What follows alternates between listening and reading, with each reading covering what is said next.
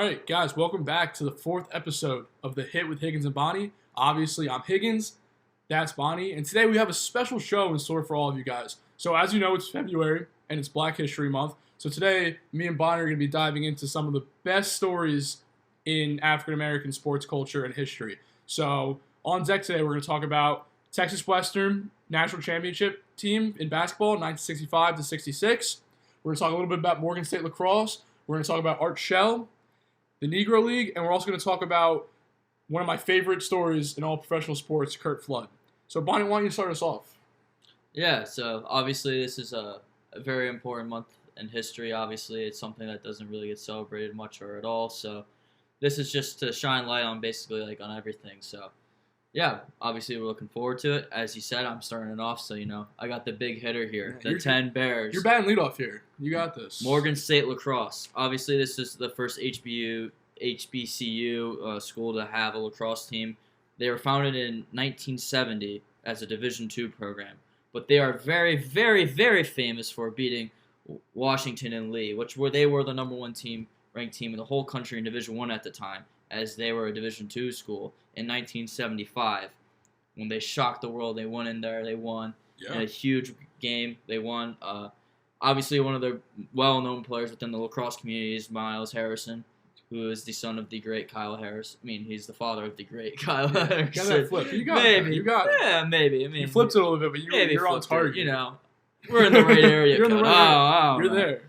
But that year, they had a really successful team, a really great year. They went 10-4. They finished 11th in the Division II rankings. Unfortunately, they lost in the first round to Washington College. But that led to greater things as they beat Notre Dame, Georgetown, Michigan State, Villanova. Schools you may have heard of. I don't know. Hey, listen, Morgan State, obviously in the lacrosse community, it's a very well-known team. It's a very well-known story. I mean, lacrosse for years has been predominantly white. But this team stuck out in an era where it was white as an all-black school. Not an all-black school, but a historically black school. Mm-hmm. And they shined. I mean, they were incredible. I mean, we were looking up highlight tapes earlier, just trying to get a better sense of how good they were, and they were just incredible. Yeah, so unfortunately, the program had to be dropped in 1981. Currently, there's only one school, HBCU school, left, and that's Hampton. Shout out Ian Groom. Ian Groom. We kind of took him, so. We did. We took him away. Sorry, guys. I'm sorry. He's too good. But, yeah. He's too good. He's got to be here. But, yeah, so unfortunately, the state of lacrosse is still very, very predominantly white. Obviously, there's some things in the works that, we have to do as ourselves, but as a collective community to make the game more inclusive.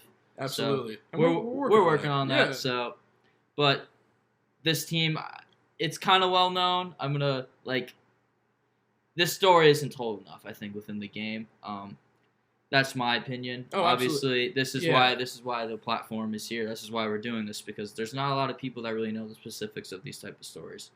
Yeah, because they should be recognized more as one of the better teams in college history, in lacrosse history. I mean, they were outstanding. But let's pivot a little bit. And before I get into this guy and this story, quick shout out, Coach Ketchum, and actually Matt Bisco for working on this project with me. We did this project in 8th grade about this guy. His name was Curt Flood. He was an outfielder from 56 to 71 for the St. Louis Cardinals. And we actually got an A on this project, by the way. Except, nice. Yeah, Good right? job. Except Good job. Me and my buddy screwed up the works cited, so we got a little bit of a lower grade than we should have because it was a great project. We killed it. But let's get into this story a little bit. So Curt Flood.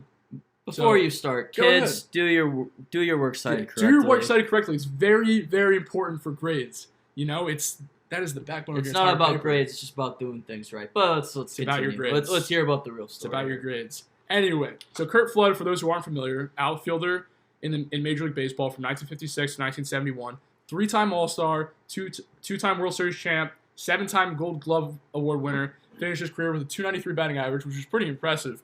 And he's a member of the St. Louis Cardinals Hall of Fame. So, in 1969, the Cardinals traded him along with a number of other players to Philadelphia. And Curt Flood didn't want to go for a number of reasons. So, at the time, Philadelphia was kind of regarded as a city with some racist sports fans. And that was one of the reasons. But also at the same time, he had made a living there in St. Louis for 12 years. So he didn't want to uproot his life. And he felt like he should have some say into where he's going. And that was kind of a controversy for a long time in a number of sports because owners, all white, by the way, were basically owning these players for however long they wanted, and then paid them however much they wanted for their entire career. So it was kind of like slavery, not slavery, but like they were like owning these people. And that wasn't right. So he challenged this clause in 1970, and it got to the Supreme Court in 1972. It was Curt Flood versus the Major League Baseball Commissioner, Bowie Kuhn. And the case ultimately failed. He lost 5-3. But that sparked a movement to the point where in 1976, they gave Major League Baseball free agency. Like the whole reserve clause part of the game was overturned to grow into what we see as baseball today, which is outstanding because the way major sports works nowadays, it's not possible without Curt Flood. Like teams moving, like the Nets being able to sign Kyrie and Durant and then trade for Harden, that's all because of Curt Flood. Players can now control where they want to go, and the sport's better for it, and the players are able to make more money, and they're better off in life. So it's really just impressive. So aside from the fact that Curt Flood brought so much to the game on the field, he completely changed the game off of it. And credit where credit's due. Absolutely. So 100% agree. I just think that's like one of the more telling like things in today's sports where, you know, you as the player are in control, especially in professional sports where you can kind of pick and choose where you want to go. And I think it's like a really important step in sports, and obviously it's going to evolutionize even more. So I think that's a pretty cool accomplishment under unfortunate circumstances. Absolutely. For him, but and you know, and there still is work to be done because pretty much every majority owner of a professional sports team is white. You know, and that's a problem. And we saw it in recent conversations around the NFL about the fact that Eric Bieniemy hasn't become a head coach yet.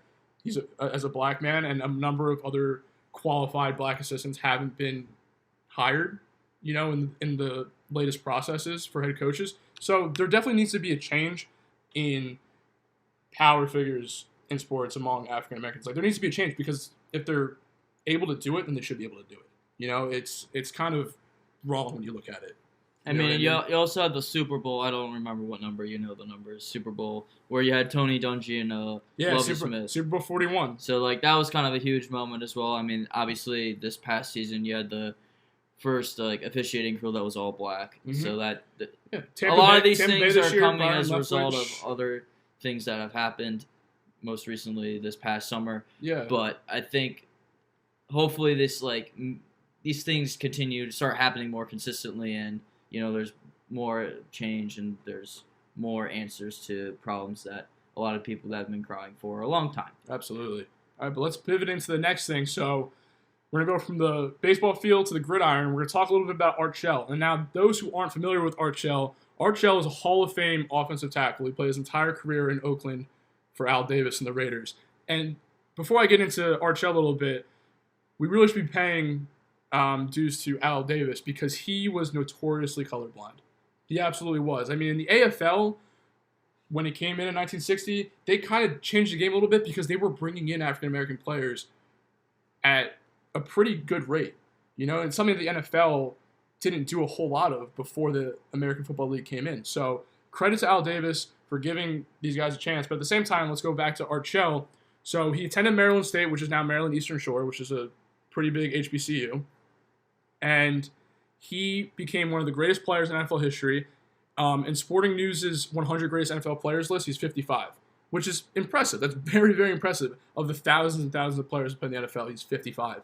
And then, aside from being a Hall of Fame offensive lineman, he then became the first African-American head coach in modern history in the NFL. And he coached the Raiders for six seasons before coming back in 06. But he coached the Raiders for 6 seasons in the 80s and 90s. He had 5 winning seasons and 3 playoff appearances in 6 seasons as head coach. And that's very impressive because a lot of NFL head coaches don't work out the way that they're planned to. And he was great. Maybe not good. He was good as an NFL head coach and an even better player. Him, Gene Upshaw, who was the head of the Players Union for a very long time, also an African-American lineman. He was a guard for the Raiders around the same time that Shell was there. You know, he really had such an impressive career in the NFL and in the AFL. And speaking of the AFL, they were and I mentioned it, they were very instrumental in getting African Americans into the game. Otis Taylor, Buck Buchanan, Willie Lanier, all NFL Hall of Famers that started out in the AFL. Marlon Briscoe and James Harris were the first starting quarterbacks that were black to start an NFL game, and that was in the AFL. And then I'll give a shout out to New York Jets, 1968 Super Bowl champs. Their backfield, Matt Snell, Emerson Boozer, crush it for them. I mean, Matt Snell should have won MVP of that Super Bowl. I mean, he was the reason they won the game. Joe Namath, yeah, he called the game the right way, and he guaranteed the win. That was great, but Matt Snell should have been MVP of that game. He rushed for over 100 yards, had the only touchdown for the Jets that day. He should have been MVP. Doesn't that sound familiar from this past Sunday? No, I'm kidding. No, maybe not to that extreme, but yeah, not even close. Can you explain what does how certain players on the Raiders viewed Al Davis as sort of colorblind? So that's kind of like a statement now these days where it's you don't want to be colorblind. Obviously you need to see you should be seeing color. You can't be that I'm colorblind. That's something that's probably it's kind of like a broad oh, I'm colorblind. It's kind of like a statement. It's I don't know what the right word for it is, but it's kind of I wouldn't say that's the right statement, but guys who played for Al Davis in the past in the 60s and 70s when he was a coach, just the coach there, he didn't care. Can you play for me? Are you fast? Are you strong? Come play. And I think it was so important in that time and day and age because there was a lot of people who didn't consider certain athletes, athletes of color, to be good enough to play. And that was especially true on the offensive line because people didn't think that black offensive linemen were smart enough to start an NFL game. And he started too on a Super Bowl team, and that's amazing in itself. I mean, he was the first person to draft the quarterback in the first round. He was, and people said that, the Raiders were black and silver because Al Davis was actually colorblind. But at the same time, figuratively, he was a little bit colorblind because he didn't care. Were you a good person? Could you play? That's all you need to know, and I think that's really important. Yeah, no, I definitely agree. It's kind of similar to that path where you said that the offensive linemen couldn't play because they weren't smart enough. Well, this wasn't because they were smart enough. This was just because of the time. English. Yeah, This is towards the times that the Negro Baseball League was kind of introduced in the late after kind of the Civil War and everything, where segregation was starting to become a really popular thing, the Jim Crow era and all that stuff. So basically, in 1876, the National League created an agreement, kind of like that gentleman's agreement, where they would exclude black players from the league. So obviously, as a black baseball player, what do? Well, later, I guess in the 1920s, there was a man named by Robe Foster who created the Negro National League, which had 8 teams in there. The Chicago American Giants, the Chicago Giants, the Cuban Stars, the Dayton English, Marcos, the Detroit Stars, the Kansas City Monarchs, the Indianapolis ABCs, and the St. Louis Giants. So, obviously, there was a solution, but before that, in 1884, 1918, tomato. Moses Fleetwood Walker of the Toledo Blue Stockings, he kind of was the first player to play in the so-called major leagues of whatever you would call it. I mean, obviously it was called probably the National League back then, but yeah, we'll call it the major leagues. Mm-hmm. So after the formation of the Negro National League, there was the Eastern Color League that was created 2 years later, which they kind of created their own little World Series. Yeah. Unfortunately, the Depression was kind of around, so this kind of folded. There wasn't a lot of movement going on then because, everybody was struggling no matter who you were. And I think the Negro League had 8 or 9 different leagues. And I think that's just a testament to the fact that they just wanted to play baseball. They just wanted to go play. And they made all these leagues to go out and just showcase what they could do. And that's what they should have done because there were a lot of great players on those teams. So kind of to continue on this, in 1933, Gus Greenlee, he restarted the Negro National League. He created an all-star game in Chicago, which drew a lot of fans, as many as 50,000 fans eventually, which is a heck of a lot of fans. Yeah. Even, now, that's a lot. Still a lot of fans. Yeah, that's a lot of people. Then continuing on that, the Negro American League was formed. So this this was teams primarily out of the Midwest and the South. This revived the World Series in 1942. But however, 5 years later, a guy named Jackie Robinson came around and decided to shock the world and kind of really integrate them. Start the beginning of the process of integration into the major leagues. Obviously, you had guys like Larry Doby and Satchel Paige follow him after as they won. Satchel Paige is. Have you ever heard any stories about Satchel Paige? I have not heard. The guy is just like a legend. Like he was just so cool. You know what I mean? I mean, he pitched in the major leagues for the first time when he was like 50. He was like 42. Yeah, like he was old. He was old. He was Tom Brady. Yeah, like Tom Brady age, starting out playing Major League Baseball. I mean, like in Major League Baseball, which is impressive. But also, like, he could just go out there, like, be out the night before, go and throw 100 miles an hour the game the next day, and then go back out that night. Like, he was just so cool and, like, just did whatever. Yeah, he was. But also, he did win the ring for the Cleveland Indians with Larry Doby. So that was kind of like, like the ushering in of more black players because, obviously there's still a lot of skepticism around the time, especially if you watch like 42, for example, where a lot of people were, really, really really unhappy, were heckling him, calling him racial slurs, etc. So there was still a lot of work to be done. Eventually, guys like Willie Mays, the late Hank Aaron, Ernie Banks, other guys like that kind of like broke through and allowed, which really opened the floodgates and allowed more players to come Roy through. Campanella too. And eventually the Boston Red Sox were the last team to have a black player on their team in the late, I think it was like 1959. Yeah, it was like early 60s. Yeah, it was like early 60s. So around then. But like, I mean, that's like so when Jackie Robinson broke out in 47 to, let's just say 1960s, that's like a 13, 14-year period. Every major league team at that point was integrated. Like, granted, they still had a lot of work to do, but in that 13-year period, they were able to integrate every roster, which is a good thing. It should have been done so much sooner, with the amount of talent that these players had to go out there. Actually, do you remember? So remember that one scene from 42?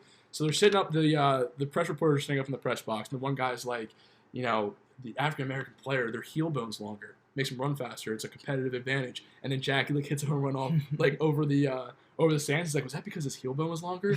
And that was just like it just showed perfectly the ignorance of people in that day and age, but also just like how ridiculous it is to think that, okay, he's gonna go hit a home run. It's just like it's just anybody ignorant. else, but. Yeah, but still, unfortunately it still happens today. There's still a lot of other instances and stereotypes that happen today, and I think that's like the point of this episode, where it's like, we're trying to talk about history, but there's a lot of stuff that's still happening today that we all have to be better on. You and me and everybody else. So everybody, as a whole country, we need to be better.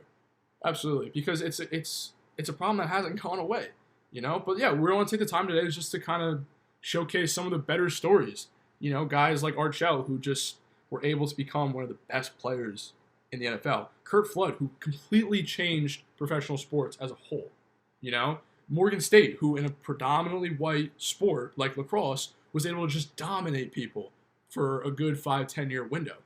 And then that actually leads us to our last story. We're going to talk about Texas Western's 1965-1966 basketball team that won the national championship that year.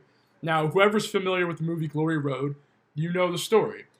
Texas Western, who was coached by Don Haskins, and the school is now known as University of Texas El Paso, in 1965 and 66, they won the national championship. They beat Kentucky, who was coached by Adolph Rupp, which, by the way, is such an unfortunate name. Adolph Rupp, it's unfortunate. Either way. But also, their best player was Pat Riley, who coached the Lakers for a number of years. Adolph Rupp was a pretty good coach. He was a great coach. Absolutely. Racist. Huge racist, but a good coach. You know what I mean? I mean, they were one of the last schools to integrate their basketball team. But that team, throughout the entire year, had starting lineups that had 2 or 3 black players. But then in the national championship, Coach Haskins decided he was going to start 5 African-American players. So those guys, Bobby Joe Hill, David Lattin, Harry Flournoy, Willie Worsley, and Neville Shedd all started that day for Texas Western. They ended up winning the game by, I want to say, 9 points. They won pretty handedly. But, I mean, David Lattin was one of the best players in college basketball. He was a top 10 pick by the Warriors when he came out of college. He was impressive. I mean, Bobby Joe Hill was outstanding. He was the point guard on that team. He didn't end up playing professionally, but he stayed in El Paso and was a teacher. He died in '03, like right before the movie came out. He was one of the better players in school history. And then, that team was just ridiculous. I mean, to go along with those five, you still had Orson Artis and Willie Cager. And Willie Cager, I don't know if you ever saw the movie. Willie Cager had a heart problem that didn't allow him to play for a period of time during that season, but he was able to come back and put in solid minutes for that team. So, that story is just incredible. If you haven't seen the movie, go watch the movie. It's on Disney+. It's outstanding. It's just a great story because when you think about basketball, it's a predominantly black sport. That's kind of how it is. But at this time, it wasn't like that at all. They weren't given the chance to play.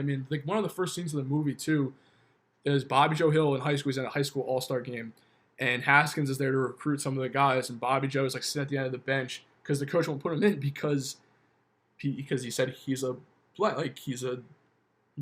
bad word. So that just shows you how messed up that time was.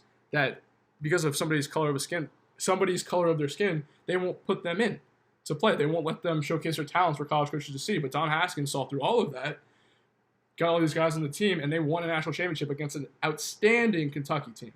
And that changed the game of basketball forever. It did, because allowing those athletes to showcase their talents for the world to see, it allowed other coaches to go out, recruit black players, and make it the sport it is today. Like a guy like, Lenny Wilkens, for example, who eventually became the first black coach in the NBA, had great success. He won an NBA title for the formerly known Seattle Supersonics back in the heyday. They got to come back, man. Maybe, yes. And then he should have won one in Cleveland, but there was a guy named Michael Jordan there who kind of was running the show and hit the shot over Greg Emo. But obviously he still was a great coach, and those teams were very good. Mm-hmm. So I think obviously that representation is important and matters, and that created a guy like Lenny Wilkens. Now you have more black coaches in the NBA, and etc. like that. So absolutely. It's really just incredible. We have come far, and we need to just go farther. But listen, these aren't. I don't want to say they're uncomfortable to talk about, but this whole topic is a very uncomfortable thing, especially being two white guys. We don't know the half of it. We don't. But I hope that today we were able to kind of showcase some of the better stories that have happened in history, because they deserve to be recognized. Especially, everyone's familiar with the Jackie Robinson story. A lot of people are familiar with Ernie Davis, the first African-American Heisman winner. Yeah, Jesse Owens, Muhammad Ali, Bill Russell. But, some of these others, Kareem, some of these other stories aren't well known. There's a lot of people I guarantee that couldn't tell you who Art Shell is. So there's a lot of people who couldn't tell you a lot about the Negro Leagues. Nobody, I'm sure, can tell you about Morgan State Lacrosse. And then Curt Flood, who, he changed professional sports forever. Think about, you're a Packers fan. Think about when Reggie White came to the team in '92 and how big that was for that team. They won the Super Bowl 4 years later, and Reggie White was the leader of that defense. He is not in Green Bay if Curt Flood isn't around, that is absolutely true. So it really is just incredible the impact that he had. But, I think that these stories need to be talked about more. Yeah, and you can even go to the Super Bowl that was just played. Todd Bowles, Byron Fletfletch. Yeah. Oh, English. Maybe my pronunciation will get better soon. We're 4 episodes in. We're gonna get there. We're working on it. We're getting there. But this is a perfect example of where Bruce Arians, he did a great job of who he hired and how he hired them. And guess what? You see Todd Bowles put some absolute masterclass against Patrick Mahomes. Yeah. Yes, he had players to help do it, obviously. But he's the guy that put them in position to make the plays, which allowed them, to basically cakewalk a very, very, very good offense that nobody thought was really going to be. I can't believe that the Jets fired Todd Bowles to hire Adam Gase. I can't believe that. They didn't fire Todd Bowles to hire Adam Gase. They weren't oh, we're going to hire Adam Gase the whole process. But, that's what you did. Come on. Yes. Devin White is an absolute stud. That's a freak of nature. That team is really, really, really smart, really just a great defense. And, that was put together by Tom Brady. And Yeah, I'm not gonna mention who the owners are because guess what? That doesn't matter. Yeah, Oh my God. go Manchester United. Go Man U. But yeah, we don't need to talk about the owners. I mean, I could go on like maybe a 30-minute rant about that, but that's okay. We can save that for another day. Yeah. But I mean, the point is like Todd Bowles and Byron Leftwich, who's mainly responsible for the construction of the offense. I mean, even Bruce Arians and Tom Brady and Tony Romo during the telecast was like this guy was the one that kind of made everything work. Brady has his input, but Leftwich was the game plan. He made the game plan for that offense. Like it was him. You know? Yeah. So I mean, I think that's where credit needs to be due. I guess Mm-hmm. So obviously, like very important. But yeah, I mean, there's. Yeah. I mean, that's all that needs to be said. Exactly. I mean, they did their jobs outstandingly, and they won the Super Bowl. And it's credit to Bruce Arians, Todd Bowles, Byron Leftwich, Tom Brady, all those guys. It was a boring Super Bowl to watch, but they dominated. But I mean, that's why it was boring. I mean, right? Yeah, I mean, but sometimes you have to make the game boring to win. They won it very handedly. But yeah. So listen, guys, that's gonna do it for us today on the Hit with Higgins and Boni. I hope you guys enjoyed the stories we had to tell you about some of the more important figures in American sports. And oh yeah, I have one thing. Shout out my mom for the microphone. Shout out Mrs. Boniface for the new microphone. Thank you. I almost forgot. Great support of the show. I almost forgot, but it's okay. You know what? You made it work. I did make it work. You got it in right under the wire. Thank you, Mrs. Boniface. And for Higgins and Boni, this is the Hit with Higgins and Boni. We'll see you guys for episode 5.